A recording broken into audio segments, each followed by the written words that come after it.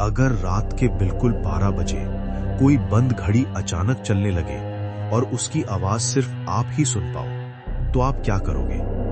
अक्सर हम ऐसी चीजों को कोइंसिडेंस बोलकर इग्नोर कर देते हैं, लेकिन कुछ चीजें सिर्फ इत्तेफाक नहीं होती। कुछ आवाजें वार्निंग होती हैं, और ये कहानी भी एक ऐसी ही वार्निंग है। ये कहानी है एक पुराने घर की जो शहर के बिल्कुल किनारे था। वो घर इतना पुराना था कि दिन के उजाले में भी अजीब लगता था। रात होते ही लोग उस रोड से गुजरना भी पसंद नहीं करते थे। कहते थे वहां हवा भी अलग तरह से चलती है। उस घर के अंदर एक कमरा था जो हमेशा बंद रहता था। उस कमरे में एक लकड़ी की टेबल पर रखी थी एक पुरानी घड़ी। वो घड़ी सालों से बंद थी। उसमें ना बैटरी थी और ना ही उसे चलाया जा सकता था। मोहल्ले के लोग कहते थे कि ये घड़ी खराब नहीं है। उनका कहना था कि ये घड़ी सिर्फ तब चलती है जब किसी की जिंदगी का वक्त खत्म होने वाला होता है। मैं हमेशा इस बात पर हंसता था। मुझे लगता था ये बस लोगों की बनाई हुई कहानी है। लेकिन उस रात मैं उस घर में अकेला था। बाहर हल्की बारिश हो रही थी और पूरा घर शांत था। मैं उस कमरे के बाहर खड़ा था जहां घड़ी रखी हुई थी।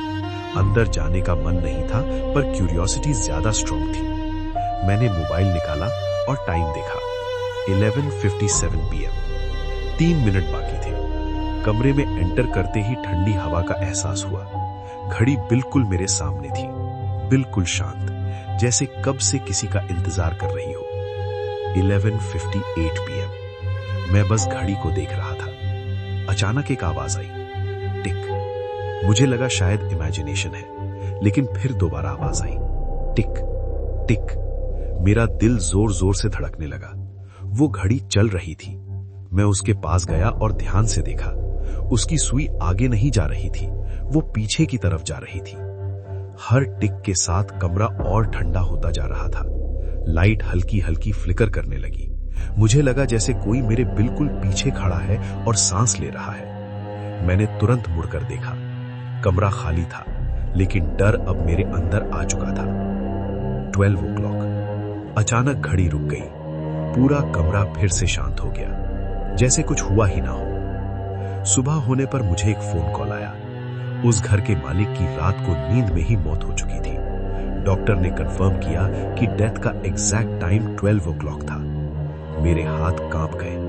मैं तुरंत उस कमरे में वापस गया। घड़ी फिर से बिल्कुल बंद थी।